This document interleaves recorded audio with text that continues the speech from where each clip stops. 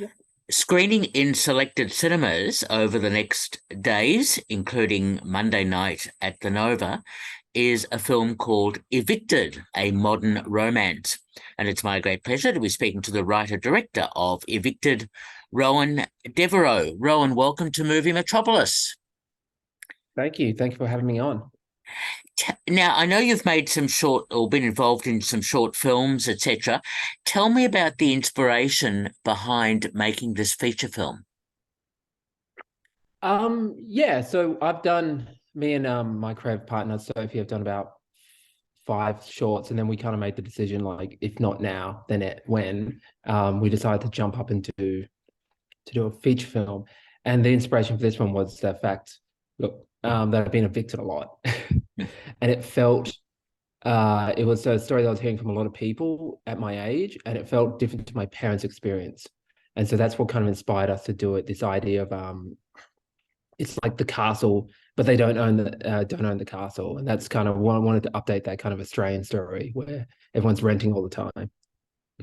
Okay, now let's talk about a bit more about the screenplay, the four lead Hmm. characters, the romantic aspects, the house hunting, all of that you've put together into this film.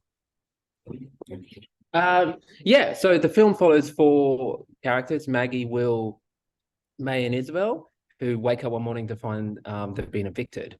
And the story kind of follows their journey. So, they want to stay together and find a place as sort of a found family.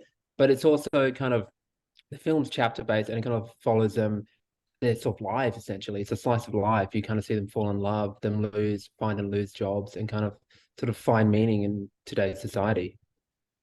Okay, but it must have taken you a while to get the screenplay right because there's so many threads to the storyline.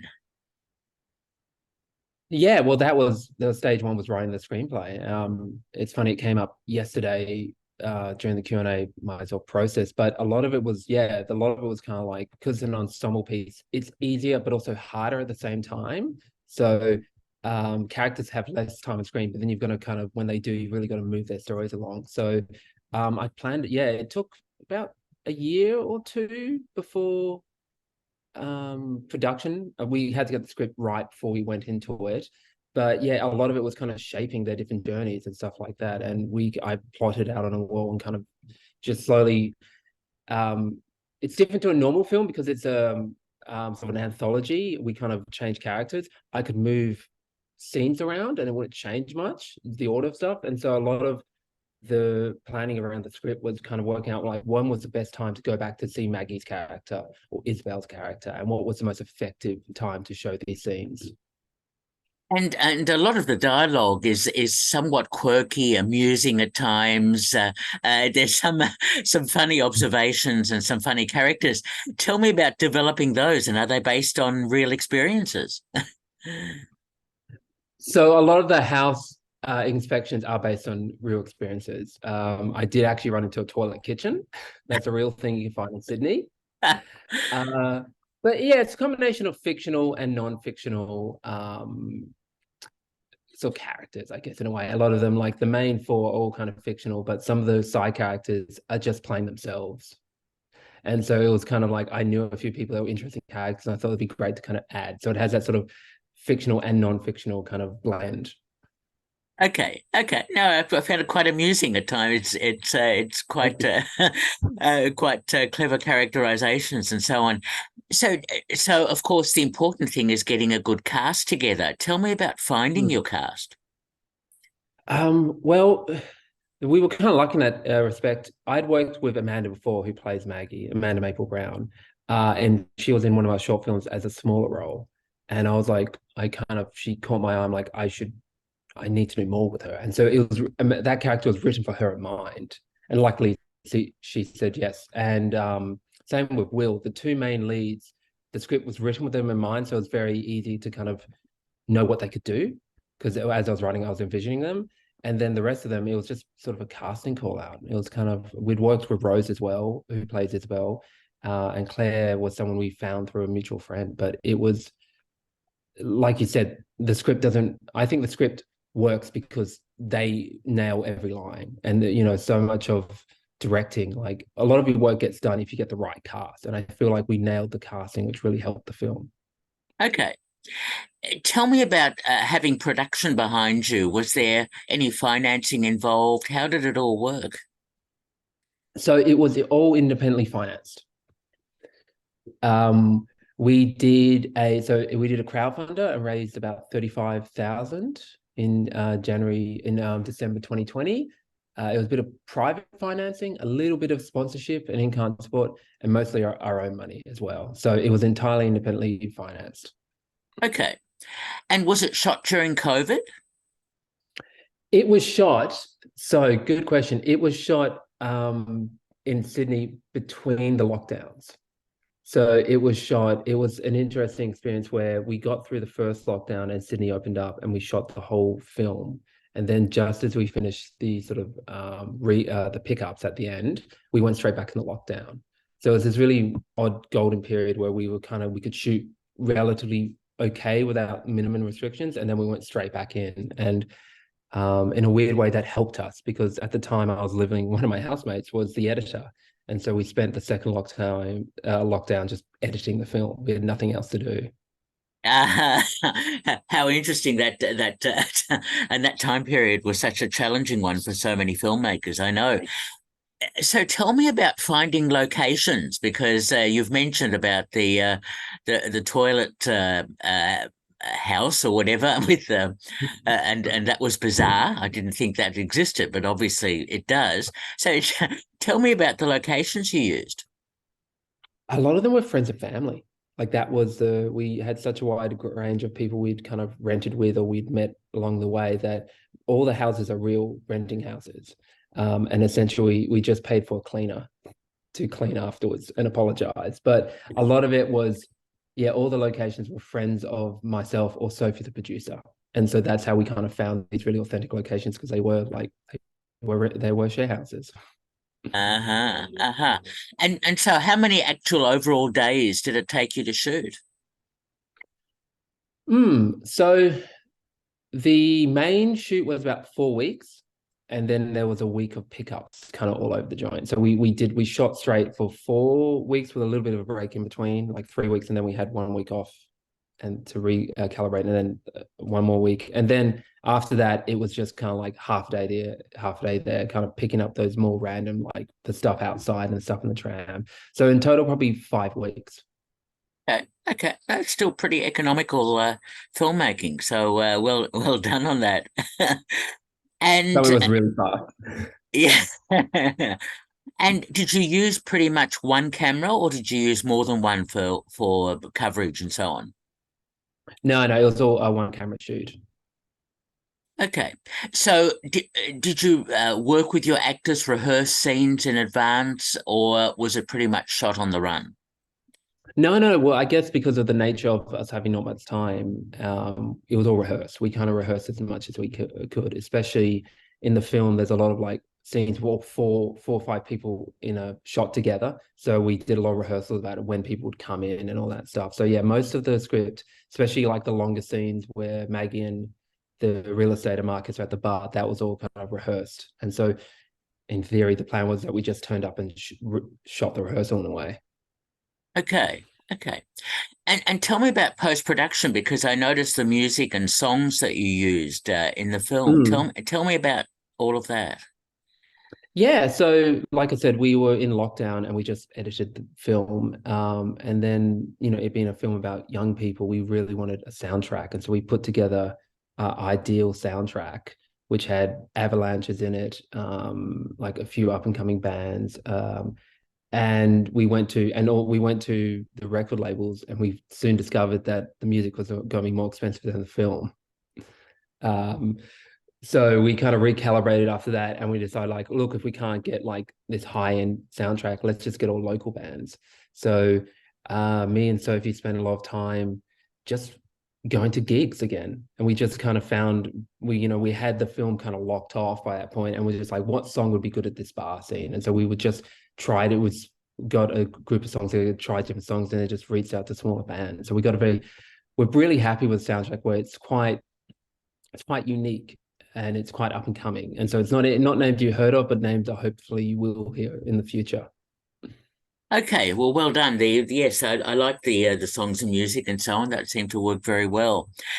Thank you. Um, Tell me about your background insofar as because you've made this film in chapters and in with very strong characters and some amusing writing.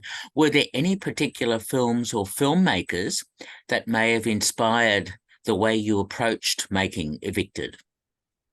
Good question. Um, who inspired me? I guess Billy Wilder is probably one that stood out. I spent The Apartment as well. I definitely think those films in the dialogue as well. I've watched I watched The Apartment a lot, and that always stuck as a really good script. I've always kind of shaped the way he, the stuff about the mirror. Probably going into too much of the weeds here, but the stuff around the mirror and how they pass on information. So Billy Wilder's probably a big inspiration, especially for comic writing. Okay. And I was quite intrigued because the way you end the film and what happens to the characters, you're setting up a sequel by the looks of it, perhaps. Mm. Yeah, I've been that's come up a lot. I'd love to do a sequel in 10 years. I'd love to see what happens to these characters in 10 years, like where Maggie and Will end up and May and Isabel. So yeah, Evicted-A Modern sequel will be in cinemas in 2034. Okay, I'll set the calendar now. So well, and of course the whole issue of house hunting and evictions and so on is quite a prescient issue now with the difficulties people have of finding rental Mm. houses and you go into that to some extent with that score that they have to get to be able to rent a house. I found that quite interesting.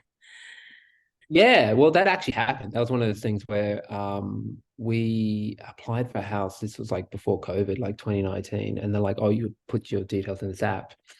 And me and one of my housemates were both filmmakers, and we got different scores, and we're the same age, and we couldn't work out what it was. So that's what inspired it. It's just like this is a weird, and the numbers were like quite like I don't know what he got 83, and I got 84, something like that, or 85, and so we're trying to work out like what is this what is this rating system?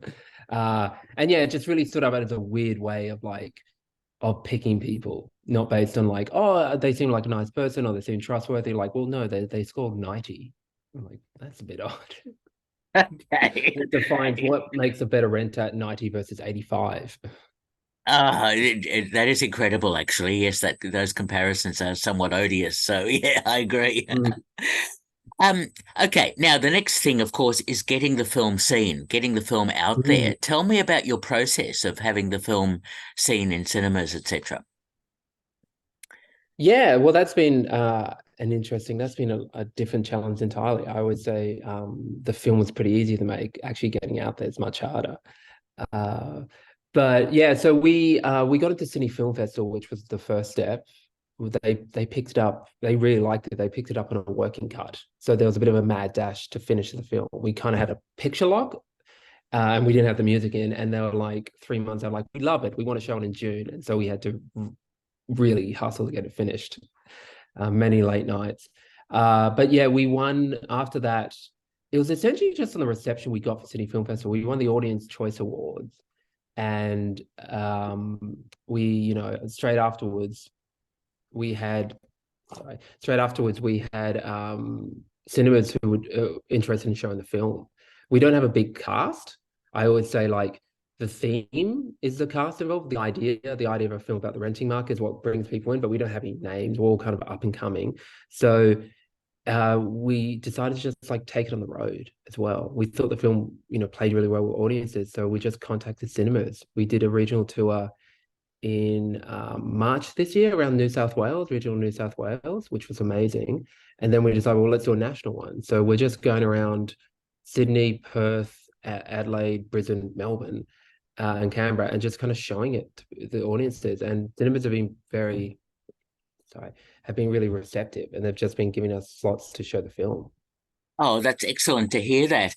And you've already alluded to the Q&As that you've had so far. What are the typical or interesting questions that you've been receiving from audiences about the film? Always usually get a question about the toilet kitchen, whether or not it was a real thing. We made that toilet kitchen, but I have seen one in real life at an inspection. A lot of questions. So it kind of splits. We usually get questions about filmmaking and how we made it for Hmm. such a small budget because well, I think a lot of people feel the film looks quite good for its budget. It doesn't look like an independent film. Um, and the other questions are around the renting crisis. That's what has been interesting. The film has become more timely over time. We kind of wrote this before COVID and then put it in production during COVID. And then we came out of it thinking that the film might have missed the mark, that we would have missed that sort of renting squeeze we're having before COVID. But sadly, it's got worse. And that's what's interesting is this year, the film was at Sydney Film Festival last year, and that's where it kind of debuted. And we've been touring the film this year.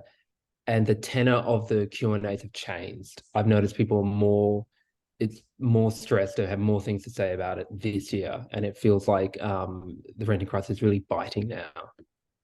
Okay, okay, yes, yes. I thought that that would be remarkably prescient. So, okay, so after the one-off screenings with Q&As, etc., how are you hoping to release the film? Mm. So we've got a week or two left of screenings. We'll have a few encore screenings from that point on. I'm not sure how much I can say, but we will have more news in November around that. A more permanent place you can watch the film. We'll definitely be doing like a video release as well, a video on demand release online, so people can just rent it online. But we should have a more permanent home that we can announce in November. Oh, good luck with that, because I mean, getting the film out there and seen and available is so important. So, yeah, excellent. So, Rowan, I'm interested. Are you developing or working on another film at the moment? Yes, it's kind of stalled because of the tour, but yeah, I'm very keen to kind of like this is hopefully the beginning of a few of a good career, hopefully. But yeah, we're in the middle of breaking a new story that once I finish of Evicted, I'm going straight back to. Oh, okay. Good luck with that. Will it be comedy as well, or will you be going into a different genre? There'll definitely be comedy in it. I don't think I can get away from that. I always, even if it's a drama, there's got to be some comedy in it. So it'll be a comedy hybrid of some kind. Okay. Okay. Well, that should be great. And I must ask you, I asked this of all filmmakers, have you seen any other films or on streaming or whatever of late that have impressed you? Hmm. Have you heard of a film called Bass and Dream? No. It is another, if you can find it, it's another indie film that came out this year by a bunch of WA filmmakers. It's set in the suburb of Bassendean in Perth during the 90s. Uh-huh. It's a little slice of life film. It's shot on film to kind of replicate that 90s vibe. I really enjoyed it. I saw it was playing at Brisbane International Film Festival with Evicted, and I caught it then, and it really stood Uh, out to me. It's a little slice of life film. It kind of follows a bit like Evicted, where it's like chapter based, but it's just kind of like people in the suburb on the last day of summer in the 90s.